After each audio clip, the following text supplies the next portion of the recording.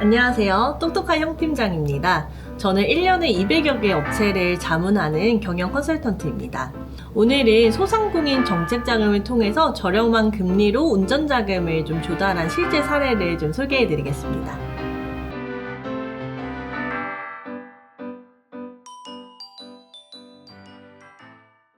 2025년 1월 6일부터 소상공인 정책자금이 좀 시작됐는데요.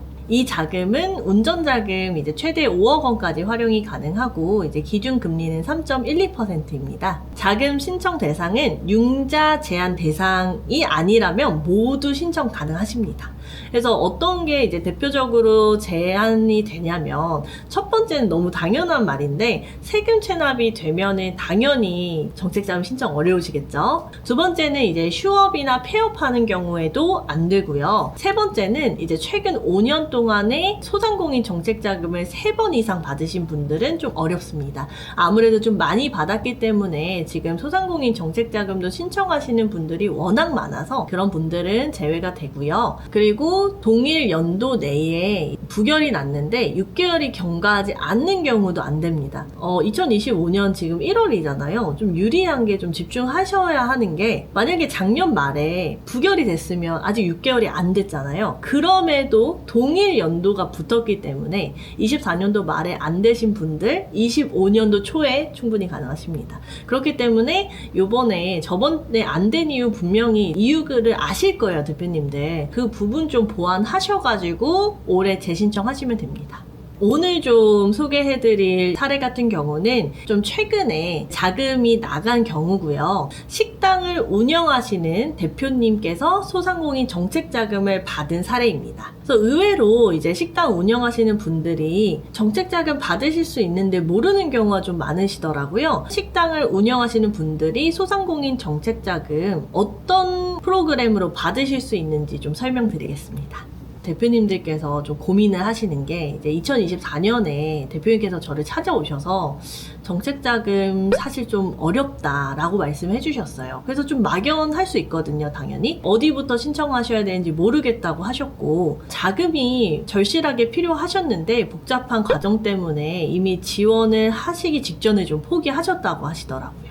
그래서 제가 상담을 통해서 대표님의 상황을 좀 파악을 했고요. 대표님께 어떤 걸 구체적으로 도와드릴 수 있는지를 다 분석을 한 다음에 좀 상담을 진행해드렸습니다. 첫 번째로 정책자금을 준비하는데 중요한 거는 좀 꼼꼼한 자료 준비겠죠. 재무제표 준비 이런 부분들 이제 함께 준비했고요. 사업계획서에 대한 자문이나 그런 부분들 함께 준비를 해서 자료를 좀 탄탄히 만드는 과정을 첫 번째로 거쳤고요. 이제 두 번째는 어떻게 보면은 가능성이 있다라는 걸 좀 말씀을 드렸고 대표님을 좀 독려해 드렸어요. 이게 무슨 말이냐면 대표님께서 이제 한번 포기하셨었잖아요. 그러다 보니까 계속 과연 될까요? 아니 이게 될까? 안 될 것 같은데 라는 말씀을 좀 많이 하셨어요. 대표님 이러이러하시기 때문에 왜냐면 계속 성장을 하고 계셨고 매출이 10% 이상 성장하면은 이제 충분히 가능했거든요, 신청이. 근데 대표님께서는 그 조건 이상을 이미 충족을 하셨고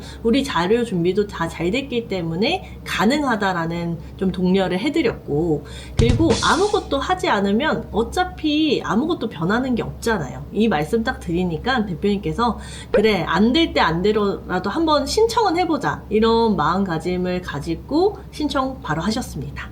신청을 하시고 나서 3주에서 4주 정도 소요가 됐고요. 최종적으로 7천만 원의 운전 자금을 확보했습니다. 그래서 대표님께서 너무 좀 행복해 하셨고 우리가 경기가 너무 어렵다 보니까 이제 24년도도 어려웠는데 자금 흐름이 좀 일시적으로 막히시는 분들이 많으셨어요. 그래서 7천만 원이 정말 큰 금액이다 라고 말씀은 못 드리지만 그래도 충분히 그 자금이 막혀있는 상황에서 좀 돌아갈 수 있게 충분히 할 수 있는 정도의 금액이었습니다.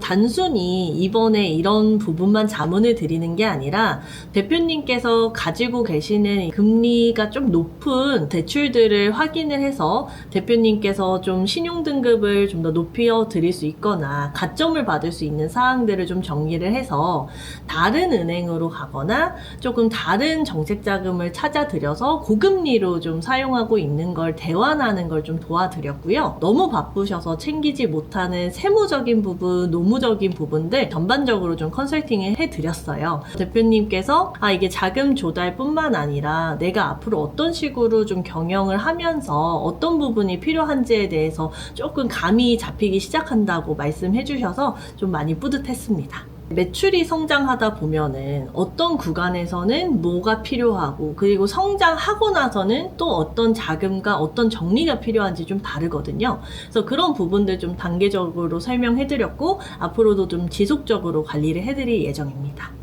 요즘 식당을 운영하실 경우에 이제 정책자금 많이 좀 활용 못 하시는 경우들이 있다고 했잖아요. 식당이면은 어떤 소상공인 정책자금을 하실 수 있는지 좀 대표적으로 두 가지 말씀드리면은, 우리 대표님께서 이제 해당되셨던 연에 10%씩 이제 성장을 하는 기업도 소상공인 정책자금을 이제 받으실 수 있고요. 두 번째는 키오스크나 테이블 오더, 식당에서 요즘 많이 쓰죠.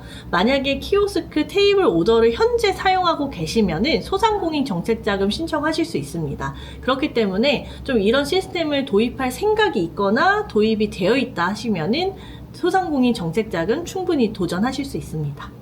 그래서 이런 것처럼 업종별로 맞춰서 정책자금이든 자금 조달이든 경영을 어떻게 운영하는지에 대해서 좀 달라지거든요. 대표님의 상황에 맞게 좀 맞춤형 조언을 좀 해드렸고요. 소상공인 정책자금으로 좀 저렴한 금리로 자금 흐름을 좋게 만드셨고요. 성공적인 자금 확보를 위해서는 좀 전략과 철저한 사전 준비랑 좀 전략적인 접근이 꼭 필요합니다.